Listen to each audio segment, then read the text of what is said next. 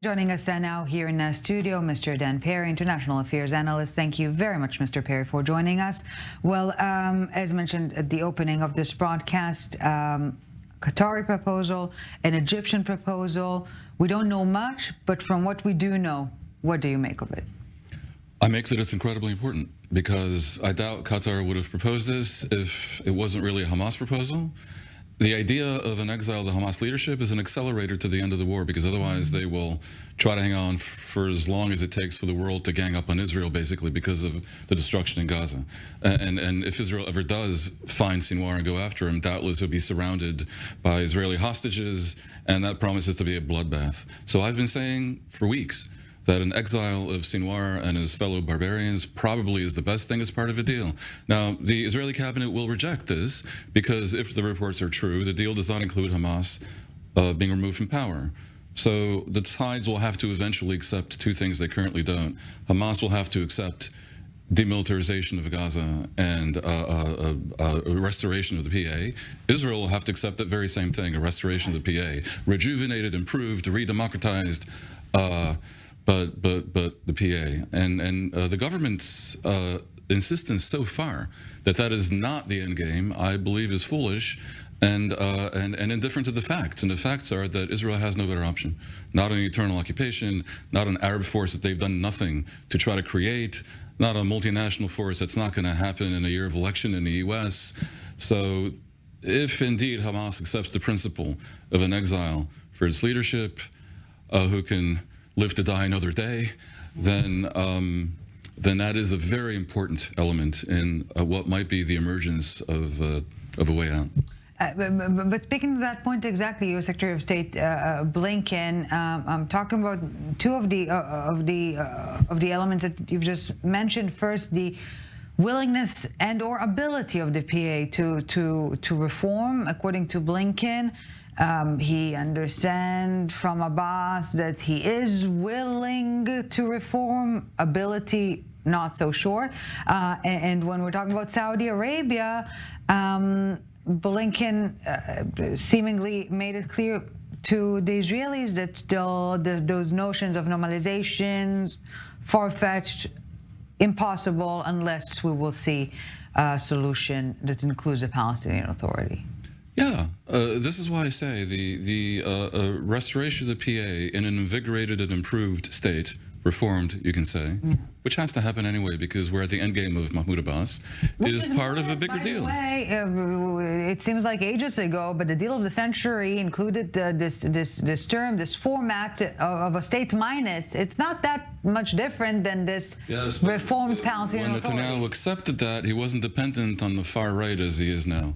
And it was a different context. Yes. Look, that Netanyahu and the government are so indifferent to the political needs of Joe Biden, who has suffered enormously politically for his support of Israel in the past 3 months, for his firm and steadfast support, and thumb their nose at an offer that is actually way out for Israel, is genuinely reckless. A cynic might actually conclude that Netanyahu wants to harm Biden and help bring Trump back to power. A cynic might also conclude that Netanyahu wants to continue the conflict for as long as he can, because I think it's understood that the end of the conflict will probably bring the end of his calamitous term in office. But of course, it's a fine line between a cynic and a realist. Yes, and we are not the first. Perhaps the latter. Another front that will be taking center stage in the coming days, not the Gaza Strip, not the not Hezbollah in Lebanon, and not even the West Bank, but the ICJ. All eyes will be at The Hague, and albeit no, I wouldn't say no teeth, baby teeth, all right? It still matters.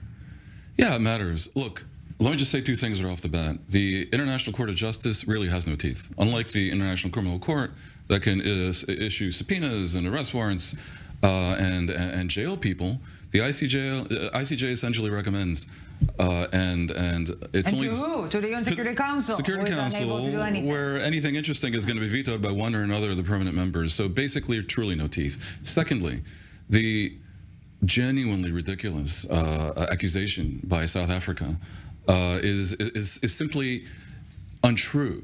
there is no genocide by the definition that the UN itself set forth in the 1948 Genocide Convention, which requires intent. Interestingly, most people think that genocide is the killing of a lot of people. The Genocide Convention simply says that genocide is targeting for destruction in one way or another. No dead at all. Absolutely. The Genocide Convention says that it is the intention to destroy in whole or in part. Could be one person, members like of a group. October 7th and by the way, the destruction doesn't have to be killing. It can be the prevention of births. Okay? So basically, you can have 1 million deaths that is not genocide, and you can have even a non-death that is genocide. Israel is not guilty of genocide in the Gaza Strip, and all the judges know it, because it is not trying to kill the Gazan civilians, it is trying to achieve other ends. And yet, and by the way, the Hamas massacre in Israel was absolutely genocide. Yeah. So Israel can make that point on Friday. And yet, Israel is forced to even hold this conversation or this debate addressing genocidal claims.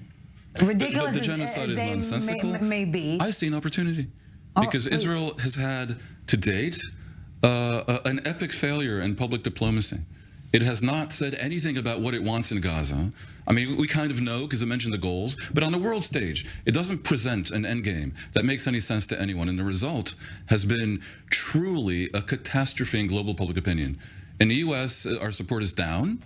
But still holding on somewhat, and in the entire rest of the world, Israel nets negative in support, and it's because of this inability to say what they want to do. So I'm hoping that at The Hague, with all eyes on this issue, Israel will finally wake up and say, here is what we want to end the war, which can end tomorrow.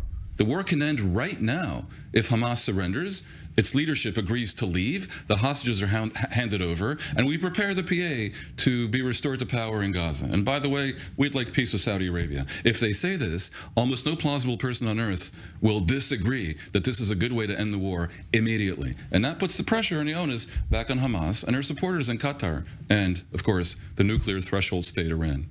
Well, let's see if the stage will indeed be utilized to convey this message.